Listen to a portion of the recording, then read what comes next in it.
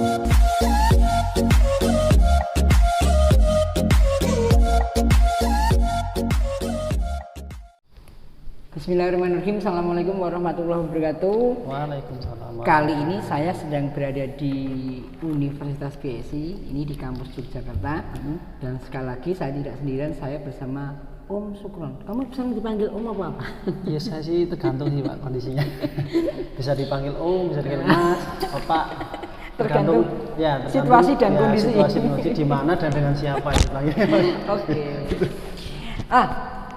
Pak Sukron, Pak Sukron ini biar ketuain bertindaknya di Markom.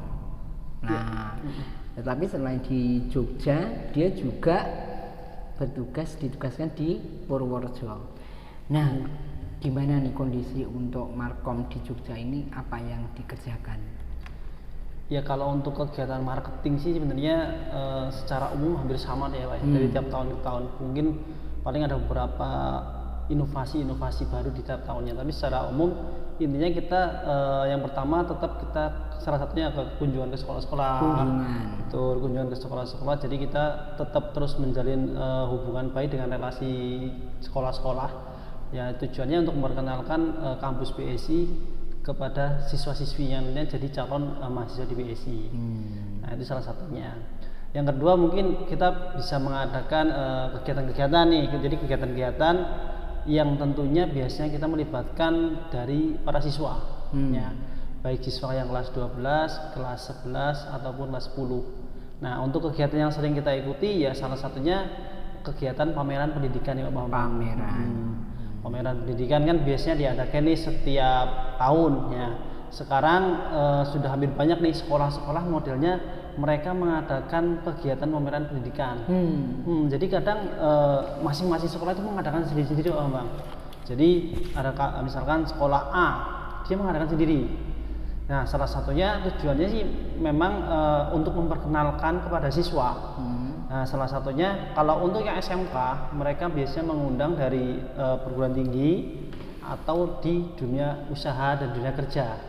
Nah, jadi biar siswa itu khususnya yang kelas 12 jadi biar ada gambaran tentang rencana ke depan nanti apakah dia mau lanjut kuliah atau mau bekerja seperti itu.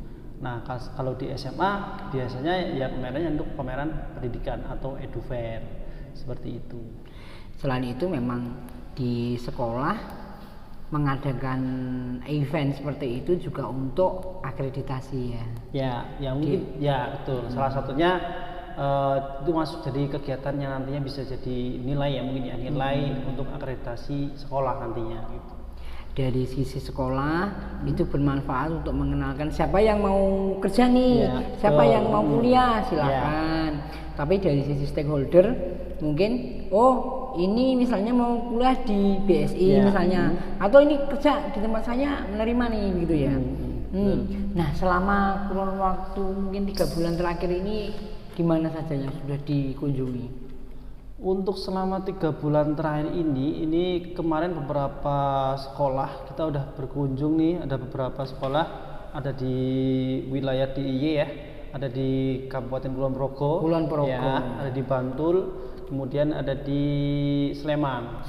Ya. Ada sekitar berapa dalam 3 bulan? 3 bulan kurang lebih kita ada sekitar ya 5 sampai 6 sekolah kita kunjungi. Kalau ini dari pengamatan ya, kunjungan seperti itu seberapa efektif? Kalau dari pendapat saya sih tetap cukup efektif. Artinya kan kita bisa lebih dekat nih dengan calon mahasiswa kita atau dengan siswa-siswa itu kita bisa lebih dekat. Artinya kita bisa ketemu langsung tatap muka. Kita bisa memperkenalkan kampus kita secara langsung kepada siswa. Jadi mereka bisa lebih leluasa lah istilahnya, lebih leluasa untuk mencari tahu lebih jauh tentang kampus-kampus yang dituju. Nah, salah satunya untuk kampus di BSI. Itu kan berbeda dengan kalau misalkan mereka hanya mendapatkan informasi melalui website atau melalui brosur ya. Pasif ya? Iya, pasif satu arah. Betul, karena satu arah. Misalkan ada nih, saya ingin tanya, saya tanya kemana? Kan butuh waktu tuh. Pasti kan entah nanti setelah dia membaca brosur baru tanya, mencari kontak dulu kan, atau nanti bisa di website misalnya ada komen gitu ya, kan itu butuh waktu lama. Nah kalau di event-event seperti itu kan kita Langsung, bisa komunikasi langsung. Saya ini misalkan tanya biaya, ini biayanya berapa gitu kan. Misalnya biasanya ada yang tanya bisa dicicil nggak gitu kan, ada beasiswanya nggak. Nah efektifnya apa, kita bisa langsung jawab secara langsung gitu. Jadi di depan calon mahasiswa kita bisa menjelaskan secara detail. Nah, kalau selama ini ketika tentunya pasang booth ya pasti Pak, pasti. Ketika seperti itu insight-nya bagaimana? Ya kalau untuk pasang booth sebenarnya kalau cukup antusias Pak dari ini ya, cukup antusias, terutama dari kalangan siswa SMA. Ya itu siswa SMA, mungkin karena ya siswa SMA kan tentunya memang arahnya pasti lanjut studi, betul. Nah mungkin dia lebih secara isinya lebih bagus ya, artinya lebih lebih tertarik mungkin bagi mereka untuk mencari informasi seluas-luasnya di situ. Kalau misalnya pas mengikuti pameran pendidikan di sekolah kayak gitu, yang dilakukan kegiatannya apa saja biasanya? Kegiatannya ya standarnya biasa paling cuman kita dari peserta ya, dari peserta mereka disediakan stand untuk perguruan tinggi. Nah nanti konsepnya mereka siswa itu datang, silahkan berkunjung ke stand yang ini dituju. Nah biasanya itu ya namanya siswa ini ya Pak ya, kadang kan siswa itu kalau nggak istilahnya nggak disuruh ya nggak mau gitu kan. Nah biasanya dari sekolah itu menyiasatinya gini, mereka disediakan satu lembar kertas, satu lembar kertas isinya daftar stand mana aja dikunjungi. Nah biasanya mereka itu ditarget Pak, jadi harus misalkan ada 10 perguruan tinggi minimal gitu. Jadi secara otomatis ketika stand itu dibuka, acara dibuka, nah, mereka harus mengunjungi minimal sesuai yang targetan sekolah, syukur-syukur lebih. Mereka kalau ditarget seperti itu, sekolah mengharapkan apa? Ya harapannya istilahnya biar ya satu yang jelas biar acara berjalan sesuai dengan rencana ya Pak ya. Karena kan kadang kan anak SMA ini Pak, meskipun mereka sebenarnya butuh nih ya, butuh informasi, kadang masih ada yang malu. Nah betul, ada yang gengsi, ada yang malu-malu untuk tanya. Nah biasanya untuk biar maju semangat mereka udah kasih tugas gitu Pak, kasih tugas satu lembar, nanti ketika berkunjung buktinya apa, mereka minta tanda tangan bahwa mereka udah kunjung di situ. Bagus ya. Secara ini ya kalau nggak kayak gitu, pengalaman ini Pak pernah ya gitu di salah satu tempat itu kita istilahnya mereka itu dilepas, nggak model yang tadi gitu kan, dilepas bener. Kebetulan tantangannya gini ketika di Edufair, apalagi di salah satu SMA mungkin yang negeri dan favorit ya. Nah, ketika di situ kan kadang ada PTS dan juga PTN, Pak. PTN itu juga kadang ikut tuh, Pak. PTN itu diem-diem ternyata mereka kadang promosi juga. Ya entah biasanya sih melalui alumni biasanya. Jadi alumni mereka yang udah keterima di PTN, mereka masang stand di situ. Nah, tantangannya ketika udah berhadapan dengan PTN, ketika nggak di model yang tadi Pak, mereka harus minta tanda tangan kunjungan, otomatis sudah ke PTN semua Pak. Nah dampaknya apa? Ke PTS itu kadang jarang. Nah dari beberapa temen kadang jadi gimana ya, kayak nggak tertarget gitu, karena mereka udah condong kayak PTN, sedangkan PTS karena cuma didekati aja. Nah berbeda dengan yang konsep tadi, ketika mereka diminta untuk untuk tanda tangan kunjungan, nah mereka pasti akan hampir semua stand dikunjungi semua. Ya meskipun memang terkadang salah satu tantangannya mereka cuman ada yang hanya sekedar minta tanda tangan, yang penting dapat brosur, ada juga yang mungkin yang tertarik gitu, ada juga yang mereka yang tanya, tapi secara keseluruhan rata-rata sih mereka berkunjung, kasih brosur, udah pergi. Ya paling tidak mereka bisa dapat informasi lah ya, secara branding tahulah kampus kita bahwa ada kampus PSI seperti itu. Minimal. Kalau mereka bertanya, rata-ratanya ditanyakan apa? Rata-rata, nah ini pertanyaan yang sering ditanyakan calon mahasiswa itu, yang paling sering ditanyakan adalah beasiswa. Pertama kali mesti ada beasiswa atau enggak?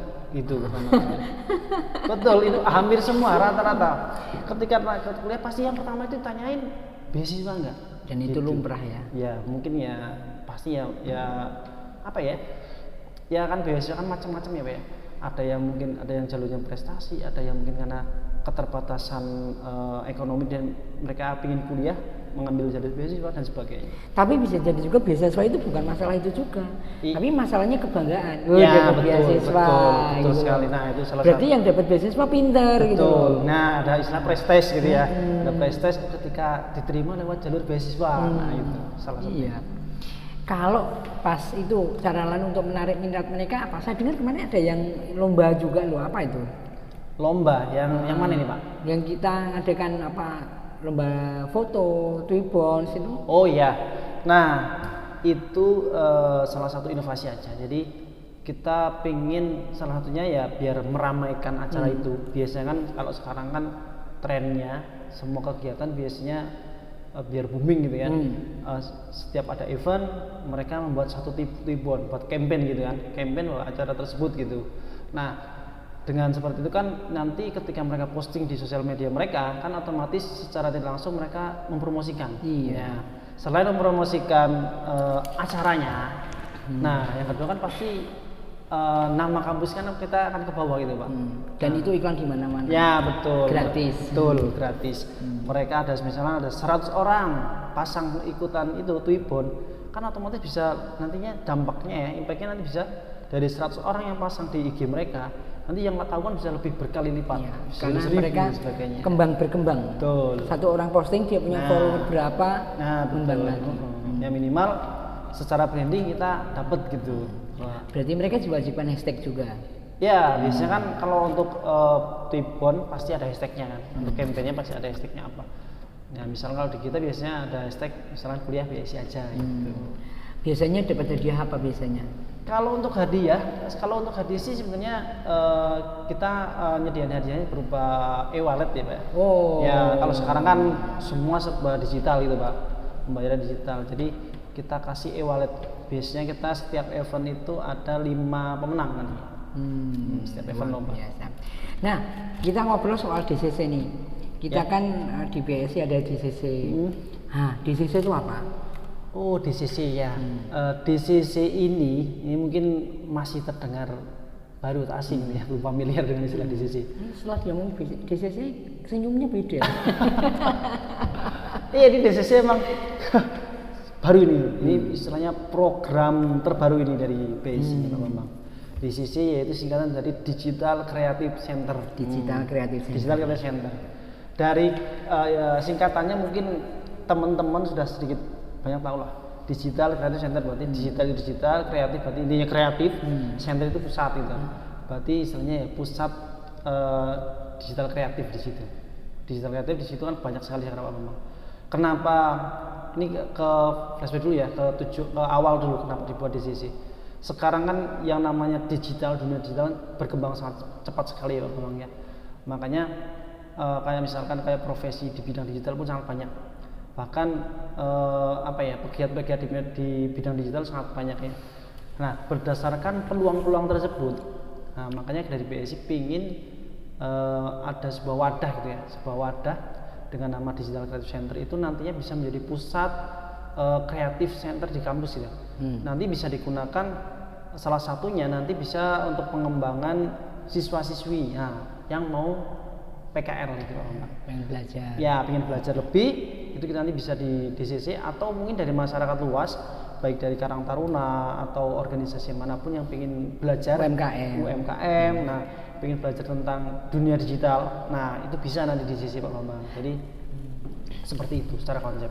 Jadi mungkin kalau misalnya ada teman-teman UMKM yang mungkin masih konvensional, pengen produknya dikenal secara luas di dunia maya, bukan maya lah, dunia internet. Dunia nyata ini Pak.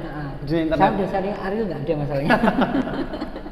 Ini bisa belajar ke sini. Betul. Gratis atau bayar? Gratis. Wah, lah ini. Gratis, catat yang penting adalah gratis.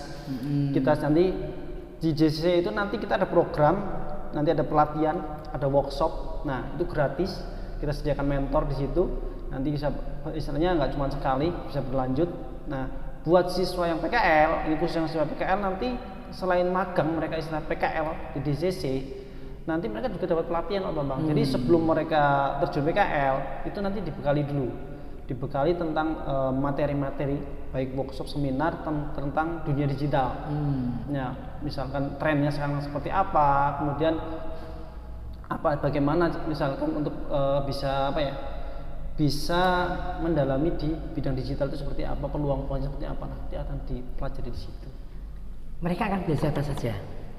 Yang akan dipelajari nantinya cukup banyak. Yang jelas yang pertama misalkan terkait desain. Desain. Betul. Salah satu yang utama adalah terkait dengan desain. Baik nanti desain istilahnya kayak flyer dan sebagainya, atau mungkin nanti ke video ya Pak, video pendek dan sebagainya. Iya. Nah, apa yang mungkin perlu dipersiapkan kalau misalnya ada siswa SMK yang pengen magang di sini? Yang perlu dipersiapkan sebenarnya nggak sulit ya. Ya hampir sama seperti magang-magang lain lah. Ketika mereka mau PKL di kita, ya secara normatifnya seperti biasa mereka mengajukan nanti ya, mengajukan ke DCC. Ya nanti dari DCC kan akan ada seleksi nih Pak Bambang. Seleksinya jadi mereka ada wawancara seperti itu. Wawancara, nanti kita akan wawancara terkait dengan PKL seperti apa. Nah nanti setelah wawancara dan sebagainya, nanti ada pengumuman kan bahwa mereka diterima untuk magang PKL di DCC. Nah baru setelah diterima nanti mereka akan ya mendapatkan jadwal kapan mereka harus berangkat, dan nanti apa aja yang harus dikerjakan dan apa aja yang akan dipelajari nantinya. Nah di awal mereka nanti sebelum mulai istilahnya mau kayak PKL, nah mereka akan dibekali dulu nih. Jadi nggak langsung tiba-tiba langsung datang langsung PKL, kan nggak, nanti akan dibekali dulu. Ada pelatihan, ada workshop. Nah salah satunya nanti tentang desain grafis. Nah nanti akan dikasih istilahnya buat pemanasan lah gitu ya. Nah nanti setelah itu baru mereka PKL langsung membuat sendiri sesuai dengan kreativitas mereka. Nah nanti akan disesuaikan dengan dengan kebutuhan dan kondisi saat ini. Oke. Terakhir nih pertanyaannya, harapannya apa? Harapannya, ya harapan saya yang jelas ketika DCC ini dibentuk, yang jelas ya harapannya nanti sesuai visinya nanti ya. DCC ini nanti harapannya bisa dijadikan sebagai pusat nantinya, pusat digital kreatif. Nah kalau untuk di Purworejo ya salah satunya di Purworejo. Kata kunci di Purworejo nih, gimana nih ceritanya? Purworejo nanti fokusnya bagaimana? Lupa, sorry. Kalau di Purworejo sebenarnya sama. Jadi secara fokus tetap sama, arahnya sama. Nanti harapannya ya tadi ketika nanti di DCC itu ada di Purworejo. Nah, harapannya nanti DCC itu nanti bisa jadi istilahnya pusatnya. Pusat kegiatan digital kreatif di Kabupaten Purworejo. Yang saya rasa kayaknya saat ini mungkin belum ada ya. Belum ada, saat ini belum ada yang pusat. Yakin nih? Belum, kayaknya setahu saya, tapi nggak tahu kalau dia asli Purworejo. Iya. Tinggal di Purworejo, tiap hari pulang Purworejo. Laju guys. Setahu saya sih belum ada Pak. Jadi memang belum ada satu wadah yang memadai komunitas ataupun perkumpulan di situ yang terkait dengan dunia digital kreatif. Nah, dengan adanya itu nanti kan istilahnya kita sudah ada wadahnya nih, ada tempatnya. Nah, mereka nanti bisa berkumpul di situ, bisa saling tukar ide, gagasan terkait dunia digital, dan harapannya nanti bisa berkembang dan bisa memberikan kontribusi kepada masyarakat luas tentunya Pak Bambang. Oke, mantap, luar biasa sekali. Jadi untuk anak-anak SMK, sebenarnya bukan hanya SMK, ada anak SMA juga yang memang ada program magang juga, dan MAN ada di beberapa MAN itu juga yang ada juga, bahkan mungkin dia juga punya madrasah aliyah keterampilan. Berarti semacam kayak SMK madrasah gitu ya. Betul. Madrasah, SMK-nya madrasah gitu. Itu silahkan, kita akan berikan fasilitas. Internetnya juga kita di sini udah cukup ada. Iya. Sebenarnya tinggal mancal aja. Iya. Ada yang penting punya gadget. Kalau sekarang terkait desain, saya rasa udah gampang gitu. Kalau dulu kan mungkin kalau misalnya ambil gambar harus pakai kamera, ambil video harus pakai kamera besar gitu kan. Kalau sekarang tinggal pakai handphone udah selesai semua gitu. Dan ini sekaligus untuk campaign bahwa gadget bukan digunakan untuk kepentingan yang destruktif, tapi untuk kepentingan yang produktif. Betul. Dan konstruktif. Sehingga barang ini menjadi sesuatu yang berdaya guna. Betul. Begitu Pak Sukron. Betul. Terima kasih atas bincang-bincangnya, semoga bermanfaat, dan Assalamualaikum warahmatullahi wabarakatuh. Waalaikumsalam warahmatullahi wabarakatuh. Baik. Pak.